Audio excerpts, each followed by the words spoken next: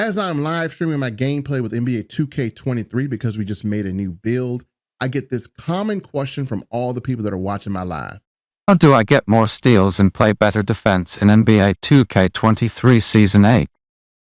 Awesome. So if you're here because you want to play better defense in Season 8 and you want to get more steals than ever in Season 8, you're in the right place.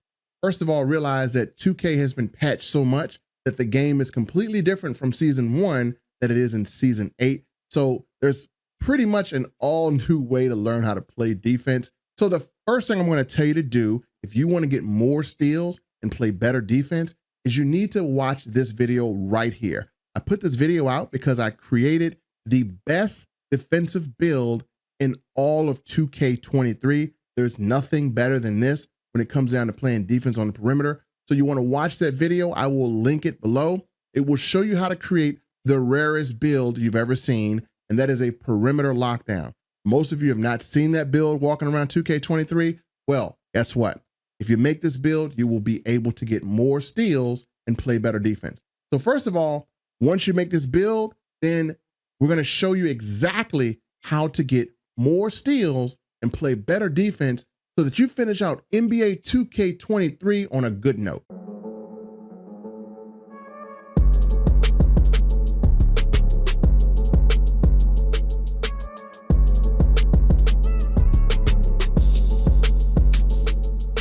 Let's talk about passing lane steals. Being in the passing lane between the defender and where the ball has to go. As you see, my guy's in the corner. I'm just in the passing lane. Ball hits off my body. I save it, and we get an instant 3 off of that. So again, stay in between your defender and where the ball's going to go. On a fast break, good. Passing lane steal right here. I was able to steal their fast break and turn it into our fast break for 3. And again, passing lanes can lead to instant steals. As you see right here, I'm just anticipating it. And the guy is actually passing behind him. Doesn't matter. I anticipate the pass, get a passing lane steal. No one is open. So again, I'm going to transition this into an open 3 or a step back. And again, we score off a passing lane steal. And as you see, it changes nothing. Always playing the ball in between the passing lane. And here I jump up and I interrupt the pass and my guy picks it up. And again, we get a nice tip ball for a 3. Again, always playing the passing lane, another passing lane steal here, anticipating where the ball is going to go. You don't have to stand there like a robot, just play the lanes. So let's talk about on-ball steals. I have 2 rules. If they relax, I steal. They change hands, I steal. As I'm waiting for my opponent to dribble, I look at the dribble pattern, and guess what? He changes hands, I steal. And we get an easy, fast break. And sometimes I'm on the ball up in the backcourt, sometimes I'm not. Sometimes I just want to see his dribble patterns. As I'm watching his dribble patterns, I'm stalking him like prey, waiting for him to change hands or expose the ball. He exposes the ball, I steal.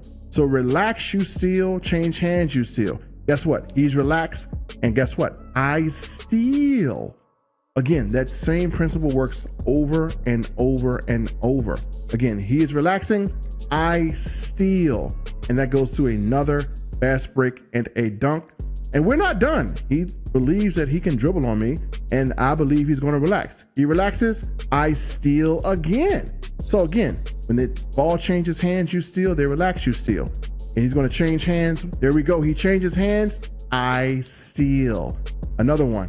He's going to cross over. He's going to change hands. Guess what? I steal. So as long as they're changing hands, I'm stealing. And this guy, again, he's a pretty decent dribbler, has his badge on. It does not matter. I'm just going to play defense. I want to harass him. This is not even my guy, but I want to guard him. I contest the shot. Now, I didn't box out. He gets his own rebound. He's going to come back up. This play isn't over. Guess what? He thinks I'm behind him. He relaxes, even though I'm behind him. I steal. Give me that. Give me the ball. That's mine. So now let's talk about getting contest. This build can get contest. We have an 80 block. That is enough to bother the shots. As you see here, I'm always keeping an eye on my guy, but I'm also watching where the ball is. And so again, as I see him get beat, I go in, he pump fakes, I get a contest, and we're off to the races on a fast break. So again, not my guy, I get a contest, get the rebound, we're off to the races on another fast fast break. So you want to kind of be able to contest with this build because of the way we designed it. Always watching the ball, always playing the passing lane, and I get a nice contest again, 100% contest, and that leads us to another fast break. As you see here, I take a three, I hit the three, and I'm immediately running down court because I want to play the deepest person. I want to see where I can disrupt that. He goes in for a dunk, I contest, and his guy gets the ball. I rip it from him, and guess what? We just turned their fast break into our fast break. That is what transition defense can do on contest. Now this, my guy passes the ball off, I run down, I get a nice contest, and again, there's a loose ball situation. I'm just going to be disruptive. I love the situation. Workhorses on Hall of Fame. That's what we do. Let's talk about defending the pick and roll. Sometimes people will pick and roll on ball locks to try to get them off the ball handler, and that's what they're doing here. Doesn't matter. I can contest and I can make him miss, get the rebound, and we turn that into a good opportunity for our team to get the ball and get in a half-court set. And my teammate's going to dribble. He's going to go down here and he's going to get a nice finish. So we're not done yet. They believe that pick and roll is the way to go with me. This is a close game. So guess what? I've already gotten one stop to a score, and they're going to do a pick and roll again. He's going to try to pick me, position me, and guess what? This time I'm going to steal it. I play that passing lane. We get a steal.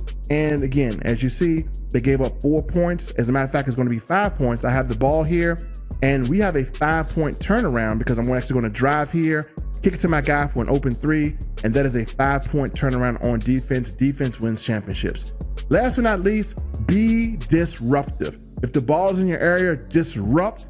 I want you to be a pest and disrupt everything in your area. That is what we do because of our defensive abilities. So again, even if the ball is not going to your man, don't be a robot. Play an area.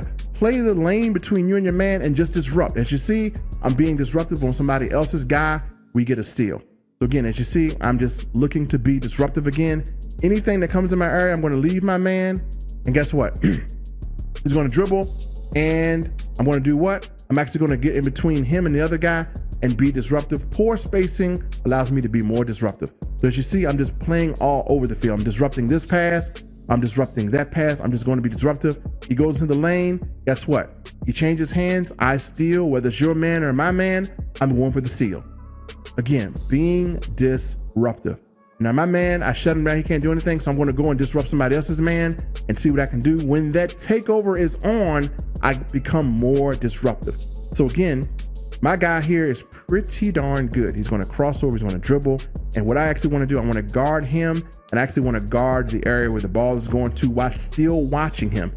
So again, it's all about being disruptive. If the spacing is poor, I can be more disruptive.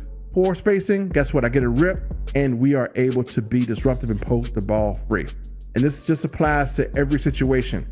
As he goes for a dunk, he gets it blocked. Great job by my teammate. I'm going to come for that loose ball. Again, workhorse on Hall of Fame. I'm being disruptive. I am frustrating people on defense. This is what we do with our defensive abilities. Now, what I gave you was all the tips that I actually use myself, but none of that won't work if you don't have the correct build. What I'm actually going to do now is I'm actually going to take you inside of my game, and I'm actually going to show you what my takeover is. I'm going to show you all my badges that I use. I'm going to show you how I have progressed this build so far, because we started off as a 90 and we've got all the way to a 97. When this thing gets to a 99 overall, it will be an absolute monster. It's a monster already, but it's going to be even more menacing than it is, if you can imagine that. Let me take you in and we're going to check out the badges and the settings I have. And this is some settings and badges that you would want when you're using this build. So in the Gatorade facility pretty much, and I'm going to just take you to my build here. I'm going to show you my badges on defense. So this is everything I have on defense, folks. I have ankle braces on silver, and I actually have workhorse on Hall of Fame that allows me to get a lot of those loose balls, because when you do get a pluck or a steal, sometimes it's going to end up on the floor and you want to have workhorse to have the extra speed boost to get it. Also have anchor on bronze. This anchor allows me to be able to get good contest on shots. I have chase down on gold. I have menace on gold. And then these are the most important badges, these tier 3 badges. I actually cord clamps, but I have challenger, which actually allows me to contest shots even better on the perimeter. I have clamps, and then I have glove. I don't even have interceptor on, and I'm getting passing lane steals without interceptor. You don't need interceptor to get passing lane steals, and it's good to have it, but you don't need it. But if you do have it, it's going to just increase your chance of actually turning some of those tip passes into just flat out steals and make you a passing lane demon. But again, I've been able to do all of that without even having it on. Now, if we want to look at my attributes so far, again, we're at 97 overall. As you see with this build, if you follow exactly how I showed you to make it, you will have a 97 perimeter defense. I have a 99 steal, and I have an 80 block. With a sleeve one, I have an 81. And again, I'll end up pretty much with a 53 offensive rebound and a 70 defensive rebound. And again, my speed is an 87.